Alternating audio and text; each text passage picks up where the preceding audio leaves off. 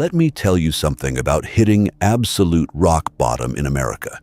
It doesn't happen all at once like in the movies. It's not some dramatic montage with sad indie music playing in the background. It's a slow, grinding bleed. It's checking your banking app in the drive-thru line, praying the $4 for a black coffee won't trigger an overdraft fee. It's the constant, heavy ache in the back of your neck when you realize you're 28 years old, living out of a beat-up 2012 Honda Civic, and your biggest daily accomplishment is finding a Walmart parking lot where the security guards won't hassle you at 2 in the morning. That's where I was about 6 months ago. My name is Mac. I used to be an audio engineer back in Los Angeles, mixing tracks for indie bands that never made it and doing Foley work for low-budget horror flicks. But then the strikes hit, the studio downsized, and my medical bills from a stupid snowboarding accident piled up so fast they practically buried me alive. I lost the apartment, my girlfriend bailed because she couldn't handle the negative energy of me being broke, and I ended up driving east until my car broke down in Albuquerque, New Mexico. I was desperate, like sell your plasma twice a week and eat dry ramen packets desperate. I was scrolling through Craigslist on a cracked iPhone, sitting in a sticky booth at a 24-hour diner, when I saw the ad.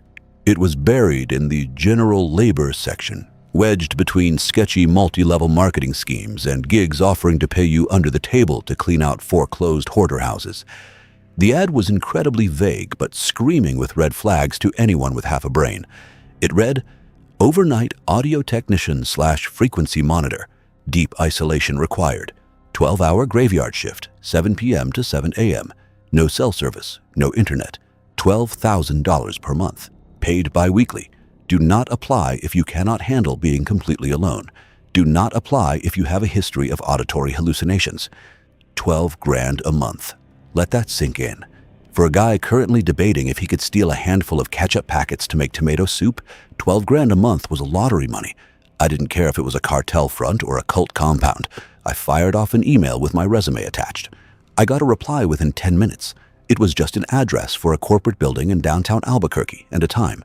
Tomorrow, 9 a.m. Ask for Vance. The interview wasn't even an interview. I walked into this sterile, overly air-conditioned office, and this guy, Vance, just looked me up and down. He was wearing a sharp gray suit, but he had the cold, dead eyes of a guy who repossesses cars for a living. "You have no family in the state," Vance said, reading from a tablet. It wasn't a question. "Your credit score's in the gutter. You've been sleeping in a Honda Civic on San Mateo Boulevard. You are entirely unattached." "Hey man, that's a little personal," I said, shifting uncomfortably in my chair. "It's not personal, Mac. It's a prerequisite," Vance replied without missing a beat. "The job is at Outpost Echo. It's a deep space radio observatory and localized seismic listening station located in the National Radio Quiet Zone, about 4 hours into the desert mountains. There is 0 radio frequency interference allowed. No cell phones, no Wi-Fi, no Bluetooth. You sit in a bunker underneath a massive parabolic dish, monitor the frequencies, log any anomalies, and maintain the facility. That's it." "Why does it pay 12 grand a month to listen to static?" I asked. I was desperate, but I wasn't an idiot. "Because the turnover rate is high," Vance said flatly. "People don't like the quiet. The quiet makes them see and hear things. We need someone who knows audio equipment, knows how to isolate a signal, and most importantly, knows how to follow instructions without asking stupid questions. Do you want the gig or not?" I thought about the smell of my car. I thought about the collection agencies. When do I start? 48 hours later, I was driving a company-issued Ford Bronco deep into the Gila National Forest. The paved roads turned into dirt, and the dirt turned into a rocky trail that winded up the side of a jagged mountain range. The isolation hit me like a physical weight. The radio cut out completely about 2 hours into the drive. My phone said, "No service," and looking at the endless ocean of pine trees and red rock, I realized that if I drove off a cliff, nobody would find my bones for a decade. Outpost Echo looked like a leftover set piece from a 1970s sci-fi movie. It sat in the middle of a massive flattened crater. Above ground, there was a gigantic, rusted parabolic satellite dish pointing toward the sky, groaning slightly in the wind. Below it was a brutalist concrete bunker with a single reinforced steel door and a few slit-like bulletproof windows. A guy was waiting for me on the concrete porch. He looked to be in his late 50s, smoking his cigarette down to the filter. He looked exhausted. His eyes were bloodshot, and he had the twitchy energy of a guy who drank way too much espresso to avoid falling asleep. "You the new guy?" he rasped as I killed the engine and stepped out. "Yeah, I'm Mac." "Pete," he said, not offering his hand. He tossed a heavy ring of keys at me. I barely caught them. "Then said you were coming. I've been waiting for my relief for a week. I'm done. I am so freaking done." "Rough shift?" I asked, trying to sound casual as I grabbed my duffel bag from the back seat. "You have no idea, kid," Pete muttered, walking past me toward his own beaten-up Jeep. He stopped, looking back at me with a mix of pity and warning. "Listen to me carefully. The control room is downstairs. There is a black binder on the main mixing console. It is the only thing in that building that matters. Read it, memorize it. Don't play the hero. Don't try to rationalize anything. Just do exactly what the paper says, even if it feels completely insane. You got it?" Sure, man. Read the binder. Got it." Pete didn't say goodbye. He just hopped in his Jeep, fired it up, and tore out of the clearing like the devil himself was riding shotgun. I stood there alone, the silence ringing in my ears. The wind whipped through the canyon, making the giant metal dish above me hum with a low, vibrating frequency. It was unsettling. I unlocked the heavy steel door, pushed it open, and stepped inside. The bunker was cold and smelled like ozone, stale coffee, and old electronics. I walked down a narrow concrete hallway, past a small kitchenette and a bathroom, until I reached the main control room. It was an audio engineer's wet dream, honestly. A massive, vintage mixing console dominated the center of the room, flanked by racks of servers, oscilloscopes, frequency analyzers, and an array of CCTV monitors showing the perimeter of the facility. The lighting was dim, mostly coming from the glowing green and red LEDs of the equipment. Sitting dead center on the mixing console was a thick, black 3-ring binder. I dropped my bag, sat down in the squeaky leather swivel chair, and opened it. The first page was typed on heavy cardstock. It was titled, "Standard Operating Procedures, Outpost Echo, Night Shift." I leaned back, cracked my knuckles, and started reading. Rule 1. Your shift begins precisely at 1900, 7 p.m. and ends at 0700, 7 a.m. During this time, the main exterior door must be locked and deadbolted. Under no circumstances are you to open the exterior door until the sun has fully broken the horizon, even if you hear someone asking for help, even if you think you smell smoke. If the building is truly on fire, the automated halon system will deploy. If you open the door, we cannot help you. Rule 2. The primary parabolic dish above you tracks deep space telemetry. It is fully automated. However, between 2 a.m. and 3 a.m., you may hear the gears grinding as the dish violently realigns itself to point directly down at the ground. Do not attempt to override the system. Do not look at the telemetry data during this hour. It is not picking up signals from space. It is listening to what is underneath us. Rule 3. You must monitor audio channel 4 at all times. It is a live feed from the perimeter microphones. You will hear wind, wildlife, and static. That is normal. If the static suddenly stops and you hear absolute dead silence, immediately slide the master fader on channel 4 to 0. Do not listen to the silence. The silence is not empty. If you hear a voice whisper your name before you pull the fader down, put on the noise-canceling headphones provided in the desk drawer and do not take them off for the rest of your shift. Rule 4. At exactly 3:15 a.m., the coffee maker in the kitchenette down the hall will turn on by itself. You will hear it brewing. At 3:20 a.m., you must get up, walk to the kitchenette, pour 1 black cup of coffee, and leave it on the small table in the corner. Return to the control room immediately. When you go to the kitchenette in the morning, the cup will be empty. Do not attempt to see who drank it. Rule 5. Monitor the CCTV feeds. Camera 3 points at the access road. If you see a figure wearing a yellow hazmat suit standing on the road, do not panic. He is a residual echo. However, if he turns his head to look directly into the camera, immediately press the kill switch for camera 3. Leave it off for 10 minutes. If you do not turn it off, he will begin walking toward the facility. You do not want him to reach the facility. Rule 6. Sometimes the frequency analyzers will pick up a localized broadcast. It will sound like a 1950s radio commercial, but the audio will be distorted and the words will be backwards. If this happens, pick up the red landline phone on the wall. Dial 9. When the line connects, say clearly, "The broadcast is unauthorized. Please clear the frequency." Hang up. The broadcast will stop.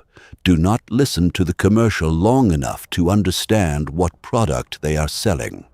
Rule 7. If you ever look up at the bulletproof window in the control room, the one facing the canyon, and see your own reflection looking back at you, but your reflection is smiling when you are not, close your eyes. Count backwards from 10. Do not open them until you reach 0. If you open your eyes and the reflection is still smiling, hide under the console and pray. I sat there for a long time, staring at the paper. I read it twice, then a third time. "This is bullshit," I muttered to the empty room.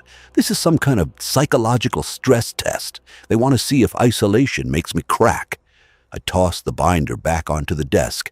It was just a corporate hazing ritual, right? Scare the new guy to make sure he doesn't fall asleep on the job. I've worked with paranoid directors and diva musicians who had crazier riders than this. I wasn't going to let a piece of paper freak me out. I needed that 12 grand. I settled into the chair, familiarizing myself with the mixing board. The analog gear was beautiful, classic Neve and SSL knockoffs. I checked the time, 6:45 p.m. The sun was going down fast, painting the desert outside the slit window in bruised shades of purple and dark red. By 7 p.m., the facility was swallowed by darkness. I got up, walked down the hall, and locked the heavy deadbolt on the exterior door, securing the magnetic seals just like Rule 1 said. The metallic thud echoed through the bunker, finalizing my isolation. I was locked in. The first few hours were mind-numbingly boring. I watched the frequency analyzers bounce with green lines, recording the ambient electromagnetic noise of the universe. I ate a cold turkey sandwich I brought with me. I read a paperback thriller. I almost convinced myself that this was the easiest, stupidest gig I'd ever landed. Around midnight, the wind picked up outside. I could hear it howling through the canyon, a lonely, mournful sound. The metal structure of the bunker groaned. I was looking at the CCTV feeds when my eyes drifted to camera 3, the access road. The feed was grainy, illuminated only by the pale moonlight cutting through the clouds. Standing dead center in the middle of the dirt road, about 50 yards from the perimeter fence, was a figure. My breath hitched. I leaned closer to the monitor, squinting. It was a person wearing a bright yellow, bulky hazmat suit. The face shield was opaque, reflecting the moonlight. They were just standing there, arms hanging limply at their sides, completely motionless. My heart started to pound against my ribs. "Okay, very funny," I whispered, my voice sounding way too loud in the silent room. "Vance sent someone out here to screw with me. Real mature guys." But I couldn't look away. I watched the figure on the screen for what felt like an eternity. It didn't shift its weight. It didn't react to the howling wind. It was as still as a statue. And then, slowly, agonizingly, the figure turned its head. The opaque visor locked directly onto camera 3. Even through the grainy black and white feed, even through the mask, I felt a surge of pure, primal terror wash over me. It felt like it wasn't looking at the camera. It felt like it was looking directly into my soul. Rule 5. If he turns his head to look directly into the camera, immediately press the kill switch for camera 3. My hand flew to the control board. I fumbled for the switch panel, my fingers trembling so badly I almost hit the wrong button. I slammed my palm down on the kill switch for camera 3. The monitor instantly snapped to static, then went pitch black. I sat back in the chair, gasping for air like I'd been held under water. My chest was heaving. I stared at the blank screen, my mind racing, trying to find a logical explanation. A prank, a hallucination, exhaustion. I glanced over at the digital clock on the console. 3:14 a.m. The bunker was dead silent. I was still trying to calm my racing heart when I heard it. Down the hallway, in the empty kitchenette, a machine hissed to life. Water began to bubble and drip. The distinct, unmistakable smell of cheap, dark roast coffee began to drift down the concrete corridor. Rule 4. At exactly 3:15 a.m., the coffee maker will turn on by itself. I swallowed hard, the dry click in my throat sounding deafening. I looked at the black binder sitting on the desk. It wasn't a joke. None of it was a joke. I was 40 miles from civilization, locked in a bunker, and I was not alone. The coffee maker beeped, signaling it was done brewing. I slowly pushed my chair back, my legs shaking as I stood up. I had to go pour a cup, because if Rule 4 was real, I really didn't want to find out what happened if I broke it. My legs felt like they had been injected with wet cement. Pushing my chair back from the main mixing console felt like trying to move underwater. Down the hall in the pitch-black kitchenette, the coffee maker beeped a second time. It was a cheerful, high-pitched electronic chirp, the kind of sound that normally means your morning is about to get a little better. In this concrete tomb, 40 miles from a decent cell tower, it sounded like a death knell. Rule 4. At 3:20 a.m., you must get up, walk to the kitchenette, pour 1 black cup of coffee, and leave it on the small table in the corner. I looked at the digital clock on the equipment rack. 3:16 a.m. I had 4 minutes. Every single horror movie trope I used to mock while doing Foley work back in LA was screaming in my head.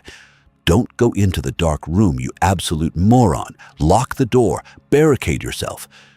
But my eyes kept drifting back to the heavy black binder on the desk.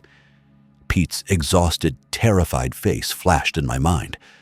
Just do exactly what the paper says, even if it feels completely insane. I took a deep, shaky breath, the dry, ozone-tasting air of the bunker scraping the back of my throat. "All right, Mac," I whispered to myself, my voice trembling. "You want that 12 grand? You gotta play barista for the local freak show." I stood up and stepped out of the control room. The hallway was illuminated only by a single flickering fluorescent tube that buzzed with an angry 60 hertz hum. The shadows seemed to stretch and contort against the cinder block walls. I walked slowly, my sneakers squeaking against the linoleum floor. Each step felt louder than a gunshot in the absolute quiet of the facility. I reached the doorway of the kitchenette. It was a miserable little break room, a rusted mini fridge, a microwave that looked like it had survived a nuclear blast, a small laminate table in the corner, and on the counter, the Mr. Coffee machine. The glass carafe was full of steaming, pitch-black liquid. The smell was overpowering. It didn't smell like regular diner coffee. It smelled charred, almost metallic, like burnt copper wire and scorched earth. I didn't turn on the overhead light. I didn't want to see what the light might reveal hiding in the corners. I kept my eyes fixed on the carafe. I walked over, grabbed a chipped ceramic mug from the drying rack. It had a faded logo for some defunct tech startup on it, and poured the coffee. My hands were shaking so violently that the dark liquid splashed over the rim, scalding my thumb. I bit down on my lip hard enough to draw blood to keep from yelping. I carried the mug over to the small laminate table in the far corner of the room. I set it down. "There you go," I croaked out. my voice barely above a whisper. 1 black coffee. Enjoy. The moment the mug left my hand, the temperature in the kitchenette plummeted. It wasn't a draft. It was a localized, freezing drop that made my breath puff out in a white cloud. The hairs on the back of my neck stood at attention.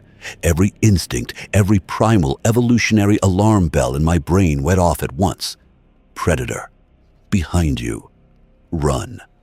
I didn't look back. I turned on my heel and walked, didn't run, but walked with extreme panicked purpose back down the hallway. I threw myself into the control room, slammed the heavy door shut, and hit the deadbolt. I collapsed into the leather swivel chair, my chest heaving, wiping a cold sweat from my forehead. I survived the coffee run. But as the adrenaline began to recede, a cold, sickening realization started to wash over me. I looked up at the digital clock on the wall. 3:22 a.m. Then I looked at the CCTV monitors. Camera 3 was still displaying black static because I had hit the kill switch. I looked back at the clock, then at the monitors. Wait a minute. When I first saw the guy in the yellow hazmat suit on the access road, I had checked the time right before it happened. It was midnight. I clearly remember the red digits, 12 a.m. I had watched him on the screen for maybe 5 minutes before he turned his head. I hit the kill switch. I leaned back to catch my breath, and then the coffee maker had gone off, and the clock said 3:14 a.m. Where the hell did 3 hours go? I sat up straight, my heart kicking into high gear again. I hadn't fallen asleep. I would have felt groggy, my neck would have been stiff. But I had literally blinked, and 3 hours had vanished from my life. It was a textbook time slip. As an audio guy, I rely on timing. Milliseconds matter when you're mixing a track. To lose 3 whole hours? It made my stomach churn with a profound existential nausea. I remembered Rule 2 in the binder. Between 2 a.m. and 3 a.m., you may hear the gears grinding as the dish violently realigns itself. It is not picking up signals from space, it is listening to what is underneath us. Had the massive parabolic dish above the bunker moved while I was spaced out? Was the time slip a side effect of whatever the hell that dish was pointing at? I rubbed my temples, feeling a massive migraine building behind my eyes. I reached over and flipped the switch to reactivate camera 3. The monitor flickered, fighting through a wave of static before settling into a clear picture of the moonlit access road. The hazmat suit was gone. The road was empty. But even through the grainy black and white feed, I could see something that hadn't been there before. Right where the figure had been standing, the dirt and gravel of the road looked dark, disturbed, like someone had taken a massive, heavy iron press and slammed it into the earth. "Okay, Mac, hold it together," I muttered, grabbing a bottle of water from my backpack and chugging half of it. "You're getting paid? This is just part of the gig. The weirdest, most messed up gig on the planet, but it's just a job." I tried to focus on the equipment to ground myself. The analog gear was comforting. I spent the next hour just watching the VU meters and the frequency analyzers. Everything was normal, just the low ambient hum of the universe. I started to relax slightly. The clock ticked past 4 a.m., then 4:30 a.m. I was in the home stretch. Then, at exactly 4:42 a.m., the main mixing console lit up like a Christmas tree. Every single analog needle on the board pegged hard into the red. The clipping lights flashed furiously. A sudden, deafening burst of audio exploded out of the studio monitors mounted on the walls. I scrambled to pull the master faders down, wincing as the sound physically assaulted my eardrums. It wasn't static. It wasn't a howling wind. It was music. Specifically, it was a cheerful, upbeat 1950s big band jingle, the kind of thing you'd hear at a black and white commercial for laundry detergent or vacuum cleaners. But the audio was utterly warped. The pitch modulated wildly, dipping into demonic lows and screeching into ear-piercing highs. Underneath the brass section, there was a voice, a man sounding entirely too enthusiastic, speaking clearly and distinctly, but he was speaking backwards. "Tea et tasted to have to eaty good so is e, reductively fresh chewy." As an audio engineer, I've reversed hundreds of vocal tracks. My brain automatically tried to decode the phonetics. It is so good you have to taste it. Chewy, fresh, reproductively. Wait, no, that didn't make sense. The more I listened, the more the words felt like they were burrowing physically into my brain. My vision started to blur at the edges. I felt a sudden, intense urge to open the main bunker door and walk out into the desert. Just walk out and see what they were selling. "Rule 6, my own internal voice screamed at me, breaking through the hypnotic pull of the broadcast. The backward commercial. I tore my hands away from the console and lunged for the wall to my left. Bolted to the concrete was a heavy, old-school red landline phone without a dial pad, just a receiver and a single rotary dial. I yanked the receiver off the hook and jammed my finger into the 9 slot, spinning the rotary dial all the way to the stopper. It clicked back into place. The earpiece was dead silent. No dial tone, no ringing, just a heavy, oppressive void. Then a sharp click. The line connected. I didn't wait for a greeting. I squeezed my eyes shut, fighting the pounding migraine and the blaring backwards big band music filling the room.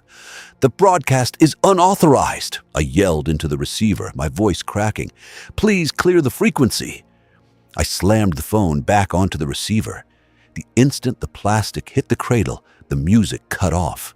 It didn't fade out, it ceased to exist, leaving a vacuum of silence that made my ears pop. The VU meters on the console dropped back down to baseline. The clipping lights turned off. The bunker returned to its normal, low-level hum. I slid down the concrete wall and sat on the floor, pulling my knees to my chest. I stayed there, trembling, until the digital clock on the desk finally rolled over to 7 a.m. My shift was over. I had survived night 1. I grabbed my keys, practically threw myself out of the control room, and sprinted down the hallway to the main entrance. I grabbed the heavy deadbolt, wrenched it open, and pushed the steel door outward.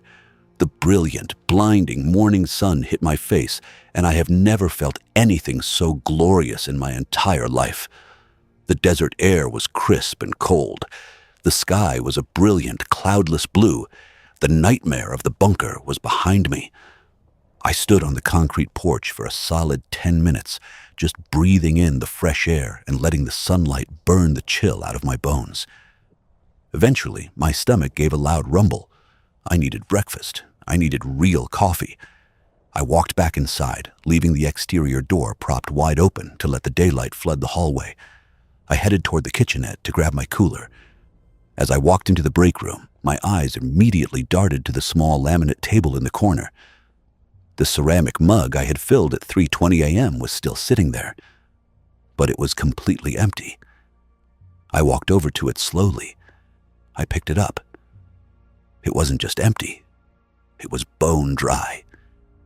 But at the very bottom of the cup, there was a thick, gritty residue. I swiped my finger through it. It wasn't coffee grounds. It felt like fine, black volcanic ash, and it smelled faintly of sulfur and ozone. Something had drank it, something physical, something that left a residue. I dropped the mug. It shattered against the linoleum floor. I didn't care. I grabbed my cooler and backed out of the room. The Outpost Echo facility had a small, detached trailer about 100 yards from the main bunker, meant for the day sleeping quarters. It was a rusty aluminum Airstream, but it had a bed, heavy blackout curtains, and a locking door. I spent the day in there. I tried to sleep, but every time I closed my eyes, I saw the faceless hazmat suit turning to look at me, or heard my own voice begging to be let out of a shipping container. Around 3 p.m., I couldn't take the claustrophobia anymore. I got up, put my boots on, and walked out into the blinding afternoon sun. The National Radio Quiet Zone lived up to its name. There were no planes overhead, no distant highway noise, just the wind through the sagebrush. I walked over to the dirt access road, right to the spot where camera 3 was pointed. I needed to know if I was losing my mind. I needed to see if the hazmat guy was just a hallucination brought on by stress and poverty. I reached the spot and looked down. My blood ran cold. There, stamped deep into the hard-packed desert dirt, were footprints. But they weren't normal boot prints. They were massive, easily a size 16, and they had melted into the earth.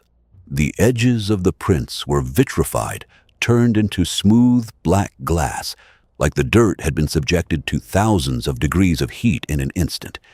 The tracks stood in place and then abruptly stopped, as if the person had simply ceased to exist. I stared at the glass footprints for a long time, and the animals were completely invisible. I walked back to the trailer, my mind numb. I made a sandwich I barely tasted and drank a Red Bull to prepare for the night ahead. At 6:45 p.m., I walked back across the gravel to the main bunker. The sun was dipping below the canyon rim, casting those long, terrifying shadows I had come to dread. I locked the main door behind me, engaging the deadbolt with a heavy thud. I walked into the control room, sat in the leather chair, and looked at the mixing console. The black binder was sitting exactly where I left it, but something was different. Sticking out from beneath the heavy leather cover was a small, torn piece of yellow legal paper. I hadn't left it there. I reached out and pulled the slip of paper free. Written on it, in frantic, jagged handwriting that looked suspiciously like my own, was a single sentence. "They know you're here now, Mac, and they really liked the coffee." I swallowed hard, opened the binder to the next page of rules, and prepared for night 2. Let me level with you. By the time the sun went down on my 3rd night at Outpost Echo, my brain was basically mashed potatoes. I was running on maybe 3 hours of sleep, a diet consisting entirely of stale beef jerky and enough caffeine to kill a small horse. You think you know what isolation does to a guy? You don't.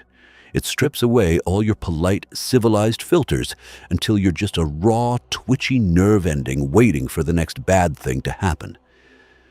I locked the heavy steel deadbolt at 7 p.m. sharp.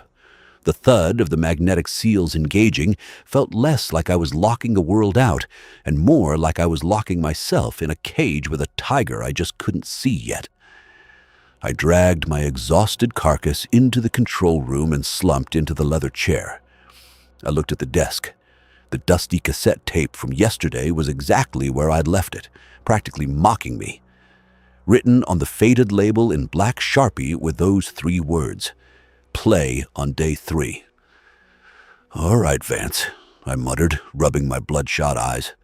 "Let's see what fresh hell you queued up for me tonight." I opened the black leather binder. The pages seemed to flip themselves, stopping on a fresh sheet of paper that definitely had not been there the night before. The font was jagged, the ink smeared like it had been typed by someone whose hands were shaking violently. Rule 11. Regarding the cassette tape on your desk, at exactly 2 a.m., you are to insert it into the primary analog deck on the mixing console. Route the output to the exterior PA speakers facing the canyon. Before you hit play, you must insert standard foam earplugs and then place the heavy-duty aviation noise-canceling headphones over your ears. Turn the volume to maximum. Do not, under any circumstances, listen to the audio on the tape. If you hear what is on the tape, you will immediately unlock the front door and walk into the desert. Rule 12. Around 4 a.m., you will hear a tapping on the reinforced bulletproof window overlooking the canyon. You will see a man wearing blue denim overalls and a faded red trucker hat. His name tag will say Smitty. Smitty will gesture to his toolbox and ask you to open the window so he can fix the satellite dish. Do not look at his toolbox. Keep eye contact with his face. Politely give him a thumbs up. Remind yourself that the control room window is suspended 50 feet in the air and there is no scaffolding outside. Rule 13. If the CCTV monitors suddenly display the interior of your 2012 Honda Civic, immediately take your car keys out of your pocket and place them inside the microwave in the break room. Turn the microwave on for 10 seconds. Do not look at the monitors again until the microwave beeps. I read the rules 3 times. A window washer? Hovering 50 feet in the air, I said to the empty room, laughing a harsh, brittle laugh that sounded entirely unhinged. Sure, why not? Makes total sense. The first half of the shift was a grueling waiting game. The silence in the bunker was so heavy, it actually made my ears ring. I spent hours just staring at the analog VU meters, watching the green needles bounce slightly from the ambient wind outside. At 1:55 a.m., I grabbed the dusty cassette tape. My hands were slick with cold sweat. I popped it into the vintage Tascam deck, wired into the main board. I routed the output strictly to the exterior Canyon PA system, making absolutely sure the studio monitors in the room were muted. 1:58 a.m. I grabbed the little neon orange foam earplugs, rolled them between my fingers, and shoved them deep into my ear canals. Then I grabbed the heavy-duty aviation headset Vance had left in the desk drawer and clamped them over my ears. The world went dead, muffled quiet. 1:59 a.m. I placed my finger on the heavy plastic play button. 2 a.m. I pressed it down. I couldn't hear the audio, but I could feel it. The moment the tape engaged, the main mixing console lit up like a Christmas tree. Every single analog needle pegged violently into the red. The clipping lights flashed so fast they looked solid. The physical vibration from the tape deck was so intense it rattled my teeth inside my skull. Through the thick, bulletproof glass, I saw the desert outside react. The sagebrush violently whipped back and forth, completely independent of the wind. A massive flock of crows, hundreds of them, exploded out of the canyon below, silhouetted against the moonlight as they fled whatever frequency I was blasting out there. Then the bunker itself groaned. Dust rained down from the concrete ceiling. The floor vibrated. It felt like I was playing a lullaby for an earthquake. Whatever was on that tape, it was pushing back against the things in the dark. It was a sonic weapon. I watched the tape spool reel. 5 minutes, 10 minutes. At exactly 2:15 a.m., the tape clicked and stopped. The needles on the board dropped back to zero. The bunker settled. I waited another full minute before carefully peeling the aviation headphones off and removing the earplugs. The silence rushed back in. I let out a massive breath I didn't realize I'd been holding. Okay, I breathed out. Okay, we survived the mixtape from hell. I settled back into the chair, my adrenaline crashing hard, leaving me exhausted and jittery. I pulled out my phone. No signal, obviously, but I used it to play a mindless game of solitaire just to keep my eyes open. 3:45 a.m. rolled around. The air in the room suddenly grew stale and smelled intensely of ozone and old cheap chewing tobacco. Tap, tap, tap. I froze. The sound came from the glass, the reinforced bulletproof observation window that overlooked the sheer drop into the canyon. I slowly turned my head. Floating on the other side of the glass, 50 feet above the rocky canyon floor, with absolutely nothing holding him up, was a man. He looked entirely unremarkable. He had on faded blue denim overalls, a plaid flannel shirt, and a grease-stained red trucker's hat. He looked like an extra from a commercial about motor oil. He smiled at me. It was a wide, friendly, totally human smile. But his eyes were completely pitch black. No whites, no irises, just two voids of absolute nothingness. Tap, tap, tap. He knocked on the glass again with knuckles that looked entirely too long and pale. He pointed a long finger at the glass, mouthed the words, "Hey, buddy," and then pointed downward toward a heavy metal toolbox floating in the air next to his hip. Rule 12, do not look at his toolbox. Keep eye contact with his face. My eyes desperately wanted to dart down to the toolbox. Human curiosity is a fatal flaw. I wanted to see what kind of tools a floating demon mechanic brought to a gig. But I forced my gaze up, locking eyes with those two terrifying black voids. I raised a trembling hand and gave him a stiff, awkward thumbs up. Smitty's friendly smile faltered.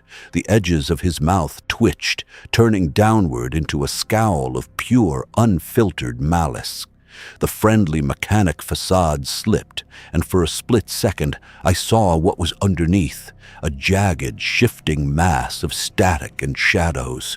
He slammed both of his hands against the bulletproof glass. The impact sounded like a car crash. A spiderweb crack appeared right in the center of the 3-inch thick reinforced window. I fell backward out of my chair, scrambling away from the console. Smitty just hovered there for another 5 seconds, glaring at me with a hatred so deep it made my chest ache. Then, like a TV being switched off, he just popped out of existence. Gone. Just the empty, moonlit canyon and a cracked window left behind. I stayed on the floor, my back pressed against the cold server racks, dragging oxygen into my lungs. "I'm quitting," I wheezed. "I don't care about the money. I'm taking the Bronco and I'm gone. Vance can rot." But even as I said it, I knew I wouldn't. The fear was paralyzing, sure, but the desperation of going back to sleeping in a freezing car was worse. I pulled myself up, leaning heavily on the mixing console. I glanced up at the CCTV monitors to make sure the perimeter was clear. Camera 1 was fine. Camera 2 was fine. Camera 4 showed the interior of a car. It was my 2012 Honda Civic. The camera angle was from the back seat, looking directly at the dashboard. Sitting in the driver's seat was a figure covered in a yellow hazmat suit. Rule 13, microwave the keys. I didn't hesitate. I jammed my hand into my denim pocket, pulled out my key ring, and sprinted down the hallway. I practically ripped the microwave door off its hinges, threw the keys onto the glass plate, slammed it shut, and hit 10 seconds. The microwave hummed loudly, spinning my car keys in circles. Sparks started to fly as the metal reacted to the microwaves, illuminating the dark break room with violent flashes of blue light. 5 seconds, the smell of melting plastic from my key fob filled the room. 3 seconds, a horrible screeching sound echoed down the hallway from the control room. It sounded like metal tearing metal. 1 second. Beep, beep, beep. The microwave shut off. I leaned against the counter, drenched in sweat, my heart threatening to beat its way out of my rib cage. I waited 2 full minutes before I carefully retrieved my smoking, slightly melted keys from the microwave. I walked slowly back to the control room. I looked up at the CCTV monitors. Camera 4 was back to showing the dusty access road. The Honda Civic was gone. I collapsed into the leather chair, staring at the cracked bulletproof window until the sky finally began to turn a bruised purple, signaling the dawn. Day 3 was over, but as the sun crested the mountains, I noticed something new. The black binder had been moved. It was pushed slightly to the left, and underneath it was a brand new, crisp white envelope with my name typed on the front. They weren't just testing me anymore. They were leaving me mail. I stood there in the dead quiet control room, the early morning sun barely peeking through the cracked bulletproof glass, staring at the crisp white envelope like it was a live hand grenade. My name, Mac, was typed dead center in a sterile corporate Arial font. I picked it up. It was heavy, thicker than a standard letter. I tore the flap open, and a stack of paper slid out and hit the mixing console with a heavy, muffled thwack. It was cash. 3 thick banded stacks of non-sequential $100 bills. $3,000, a week's pay, advanced. I just stared at it. My hands were trembling so badly I could barely pick up one of the stacks. It smelled like fresh ink and old cotton. It smelled like groceries. It smelled like a new transmission for my Honda, a security deposit on an apartment, and a giant middle finger to the collection agencies that had been hounding me for a year. Wrapped around the money was a single sheet of heavy corporate letterhead from Vance's shell company. The note was brief. Mac, congratulations on surviving the 72-hour probationary period. Most technicians do not make it past the window washer. Enclosed is your first week's advance. You have proven yourself capable of following instructions under extreme duress. However, the first 3 nights were merely the acclimation phase. The local anomalies are now fully aware of your presence and your resilience. They will adjust their tactics accordingly. Attached are the updated protocols for Night 4. Do not fail now. Vance. I pocketed the cash. I didn't even hesitate. The moral dilemma of working in a supernatural meat grinder completely evaporated the second that money hit my pocket. I was in it to win it now. I grabbed the attached sheet of paper and smoothed it out over the black binder. Rule 14. At approximately 1 a.m., the perimeter microphones, channel 4, will pick up the sound of a woman crying. She will claim to be lost, injured, and dehydrated. She will use the voice of someone you have deeply wronged or someone you regret leaving behind. Do not attempt to communicate. Do not try to locate her on the CCTV. She is not a person. She is an acoustic mimic using your guilt as a homing beacon.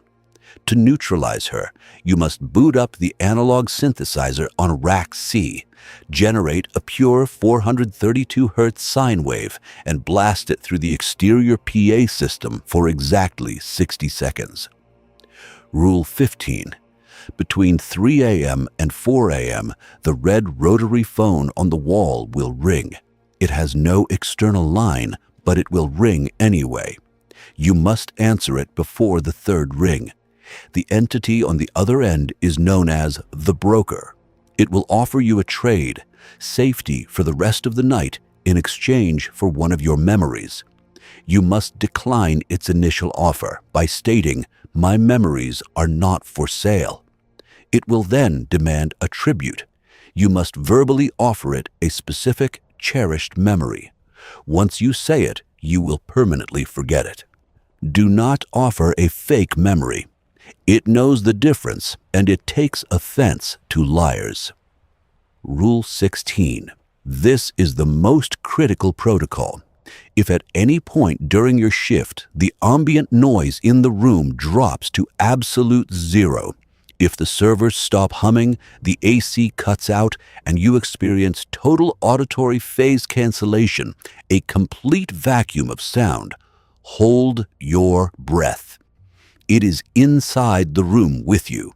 It tracks its prey via respiratory rhythms. Do not exhale, do not inhale, and do not open your eyes until you hear the server fans kick back on. I spent the daylight hours in the aluminum airstream, clutching the $3,000 in my pocket like a lifeline. I didn't sleep much. My brain was churning, trying to figure out what memory I was willing to sacrifice to a demonic telemarketer. By 6:45 p.m., I was back in the control room, fully caffeinated and wired out of my mind. I locked the heavy steel deadbolt, fired up the mixing console, and powered on the analog synthesizer in rack C, dialing in the 432 Hz sine wave just to have it ready on a hair trigger. The first few hours of Night 4 were tense.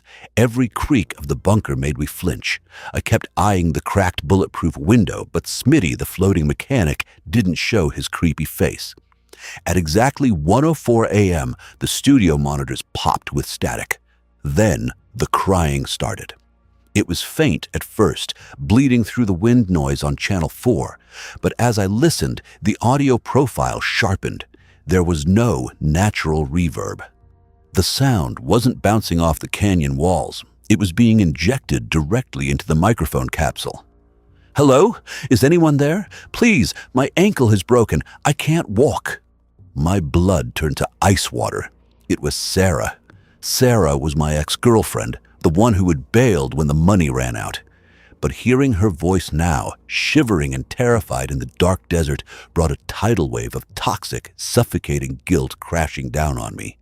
I had been a terrible boyfriend toward the end, bitter, angry, drinking too much to cope with the medical debt. "Mac, is that you? I saw the light from the dish. Mac, I'm so scared. Please come get me. I'm sorry I left. I'm so sorry." My hand hovered over the heavy steel handle of the main door lock. Human nature is a brutal thing. Every instinct I had screamed at me to go outside, to grab a flashlight and play the hero, to fix the biggest mistake of my life. She is an acoustic mimic using your guilt as a homing beacon. "Shut up," I whispered, tears pricking the corners of my eyes. "You're not real." "Mac, it's out here. The thing in the suit, it's looking at me. Mac, please." Her scream tore through the studio monitors, peaking the audio meters deep into the red. It was a sound of absolute gut-wrenching agony. I slapped my hands over my ears, but I could still hear it through the headphones. I lunged for rack C. I cranked the master fader on the synthesizer, engaging the 432 Hz sine wave, and routed it to the exterior PA system. A massive, bone-rattling hum blasted out into the canyon. The pure frequency clashed violently with the mimic's broadcast. For a few seconds, the monitors squealed with feedback that sounded like a dying animal. I watched the clock on the wall, counting the seconds. 40, 50, 60. I slammed the fader down. The desert outside fell dead silent. The sobbing was gone. I collapsed back into my chair, wiping sweat and tears off my face. I felt hollowed out. They were using my own brain against me. The adrenaline crash left me sluggish, but I couldn't relax. The red phone was coming. I paced the control room for the next 2 hours, drinking lukewarm water and trying to figure out what to give the broker. It had to be something I cherished, but something I could live without. At 3:37 a.m., the heavy, vintage red rotary phone bolted to the concrete wall began to ring. It was a harsh, mechanical trill that made me jump a foot in the air. I walked over to it, my hands shaking. I let it ring twice. Right before the third ring, I picked up the heavy plastic receiver and pressed it to my ear. "Hello?" I croaked. The voice on the other end was smooth, wealthy, and dripping with a greasy kind of charisma. It sounded like a Hollywood talent agent who was about to screw you out of your royalties. "Good evening, Mac," the broker purred. "Quite the night you're having. The mimic almost had you. I can offer you a premium insurance policy, absolute safety until the sun comes up. Nothing touches the door, nothing taps the glass. In exchange, I just need a tiny, insignificant piece of your mind. How about the memory of your first kiss?" I gripped the phone cord tightly. "My memories are not for sale," I said, repeating Rule 15 exactly. The broker sighed. It was a wet, static, heavy sound. "A hard bargainer. Fine, but a toll must be paid for tying up my line. Offer a tribute, Mac, something you love. Make it good, or I'll just take the memory of how to breathe." My mind raced. I couldn't give up my family memories. I couldn't give up my audio engineering skills. I offer you the memory of the first concert I ever went to," I stammered. "My dad took me to see Rush on their R40 tour. I remember the smell of the pyrotechnics. I remember Neil Peart's drum solo. I remember the exact shirt my dad was wearing." The line was silent for an agonizing moment. Then the broker chuckled. "Delicious. A very rich vintage. Accepted." The line went dead with a sharp click. Instantly, a weird, painless pressure bloomed in the center of my forehead, right behind my eyes. It felt like someone had taken a mental eraser and swiftly wiped a section of a chalkboard clean. I blinked. I tried to think about the concert. I knew, logically, that I had seen a rock band with my dad. I knew it was a big deal, but the sensory details? Gone. I couldn't picture the stage. I couldn't hear the drums. The emotional warmth attached to the event was just a blank, gray void. A profound sense of grief washed over me.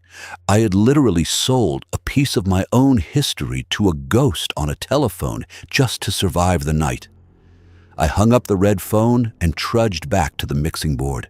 It was 4:15 a.m. I was exhausted, violated, and terrified. I just wanted to see the sun. I put my head down on my arms, resting on the edge of the console, just trying to catch my breath. The gentle hum of the server racks behind me was a comforting white noise. The AC kicked on, blowing cool air down from the vent I had tapped on the night before. And then it happened. The server fans didn't spin down, they just ceased making noise.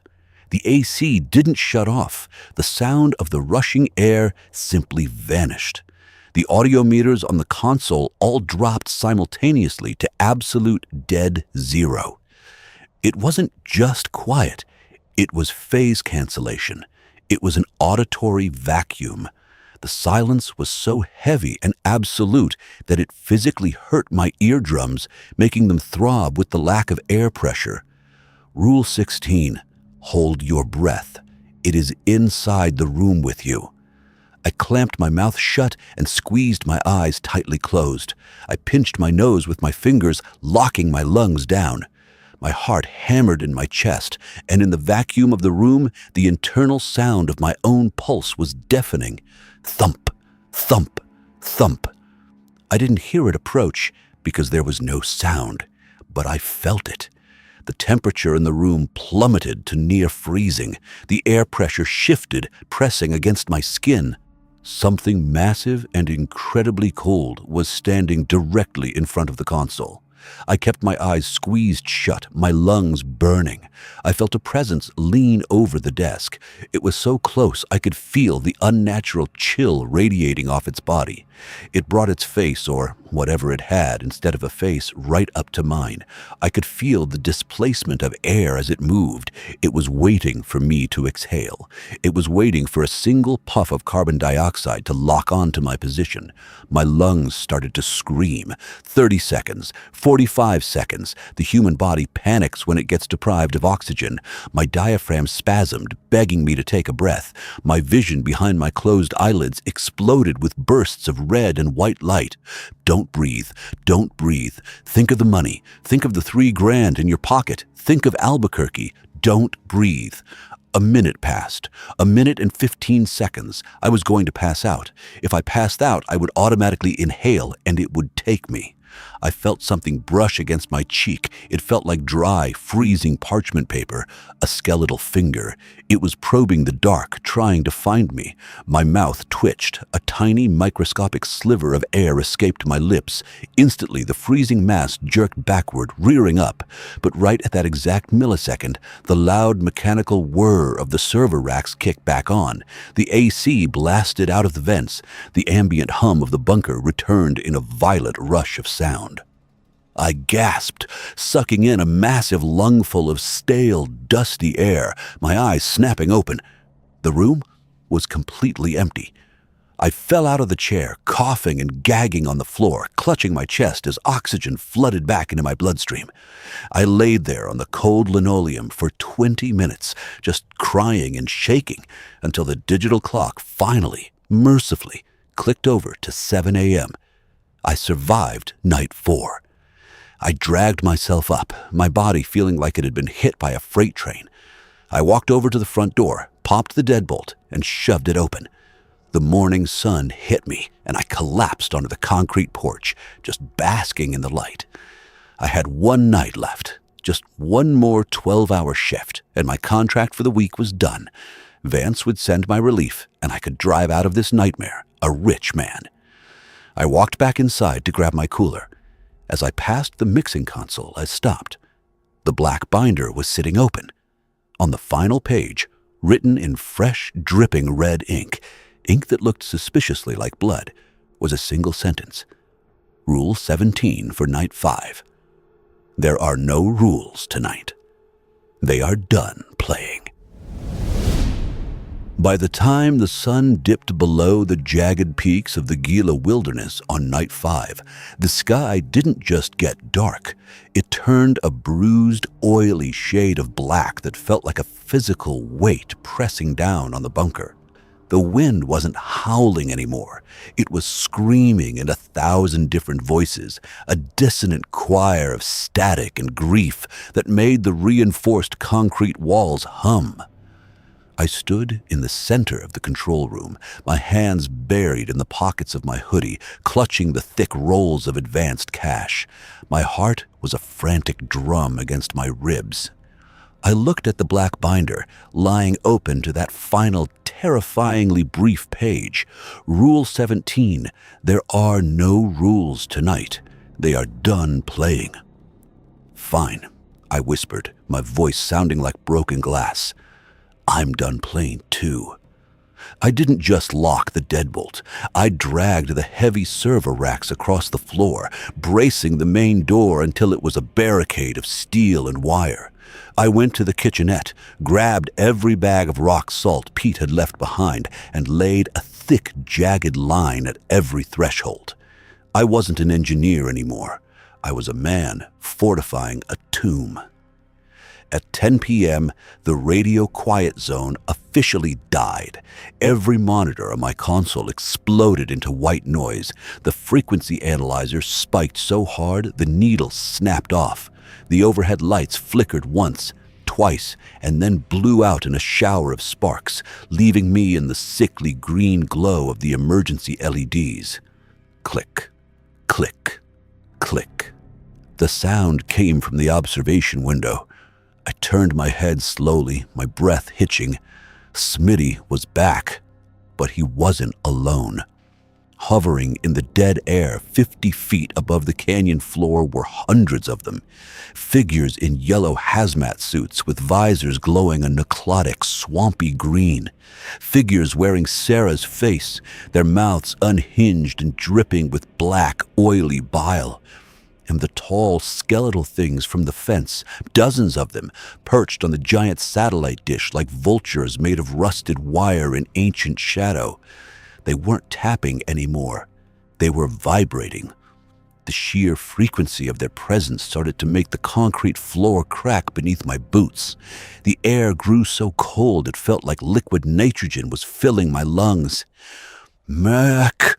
The voice boomed, not from the speakers, but from inside the very marrow of my bones. It was the broker. The contract has been voided. We don't want your memories anymore. We want the vessel. The steel door, the one I'd braced with a ton of equipment, began to glow a dull cherry red. The metal started to warp and bubble like wax under a blowtorch. They were coming through. I scrambled back to the mixing console, my mind firing in a million directions. If these things were anomalies that existed on the fringes of audio and reality, then they were subject to the laws of physics. And in my world, the world of audio engineering, there was one law that overrides everything: phase cancellation. If two identical waves meet at 180 degrees out of phase, they don't just clash, they disappear. They cancel each other out into a perfect, absolute void. You want a broadcast? I screamed, my lungs burning as the temperature in the room hit a stifling 110 degrees. I'll give you a frickin' broadcast. I didn't need the facility's power. I grabbed my portable high-voltage battery rig, the one I used for field recordings, and jammed the leads into the back of a Rack C analog synthesizer. I didn't point the perimeter microphones outside. I pointed them at the walls. I wanted the sound of them. I recorded the screaming wind, the scratching on the glass, the guttural, static-filled roar of the entities pressing against the bunker. I fed that live demonic loop back into the console. Then I hit the invert phase button on the master bus. I took the sound of the nightmare and flipped it upside down. I slammed the master faders to the ceiling. I routed the signal to every single speaker in the facility, the Canyon PAs, the internal monitors, the intercoms. "Eat the silence!" I yelled, and I slammed the engage button. The world didn't explode with sound. It exploded with the absence of it. For a split second, a localized sonic black hole opened up inside Outpost Echo. The screaming stopped. The vibrating stopped. The heat vanished in a rush of freezing vacuum. Through the window, I watched the impossible. Smitty didn't pop out of existence. He dissolved. Like a digital image being corrupted and deleted, he broke into 1,000,000 pixels of gray static and was sucked into the vacuum of the phase-inverted wave.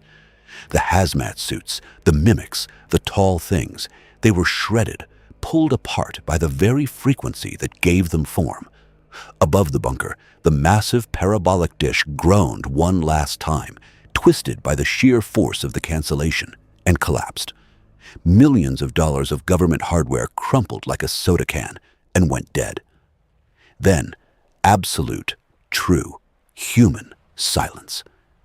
I collapsed onto the floor, my ears bleeding, my vision fading into a blissful, quiet dark. I woke up to the smell of sagebrush and the feeling of a cold desert wind on my face. I was lying in the dirt, 50 yards away from the bunker. The morning sun was blindingly bright. I looked back at Outpost Echo. The concrete bunker was a blackened, hollowed-out husk. The satellite dish was a pile of twisted scrap metal. Sitting on the hood of my 2012 Honda Civic, which was parked perfectly at the end of the access road, keys in the ignition, was Vance. He was wearing a fresh charcoal suit. He looked almost impressed. "You destroyed the facility, Mac," he said, flicking a cigarette butt into the dry dirt. "Do you have any idea how much that dish cost the Department of Energy?" I stood up, my body aching like I'd been thrown off a cliff, and reached into my pocket. I pulled out the banded stacks of cash and held them up. "I don't care," I said, my voice a hollow, terrifying rasp. "I'm done. I followed your rules. I survived your pets. Now get out of my way before I find a way to phase cancel you too." Vance looked at me for a long beat. Then he actually chuckled. A real, chillingly human sound. "Keep the money, Mac. Consider it a severance package. You did something no one else could. You didn't just survive them, you muted them." He stepped off my car and gestured towards the open road. "Drive west. Don't stop until you smell the salt of the Pacific. And Mac, don't ever buy a radio again. They might be gone from here, but they have a very long memory for the guy who turned off the music." Vance walked toward a black SUV idling in the distance and vanished into the dust. I didn't wait around. I hopped in my Honda, the engine fired up with a roar it hadn't had in years, and I floored it. I didn't look in the rear view. I didn't check the mirrors. I drove for 6 hours until I hit a truck stop with a working cell tower. My phone buzzed in my pocket. 100 notifications. Debt collectors, missed calls. I pulled over, took the SIM card out of the phone, and snapped it in half. Then I looked at the $12,000 in cash sitting in my passenger seat. It was enough to start over. It was enough to be a ghost. I looked at the car radio. I reached out, grabbed the volume knob, and ripped it clean off the dashboard, tossing it out the window into the endless desert sand. I don't listen to music anymore. I don't like the quiet either, but I'm alive. And sometimes, in the middle of the night, when the wind dies down just right, I can still hear the faint, backwards jingle of that 1950s commercial playing in the very back of my brain. T8STA2HAVEU. I just turn up the sound of the tires on the asphalt and keep driving. Because the rules work. And the first rule of the road is never stop for anything.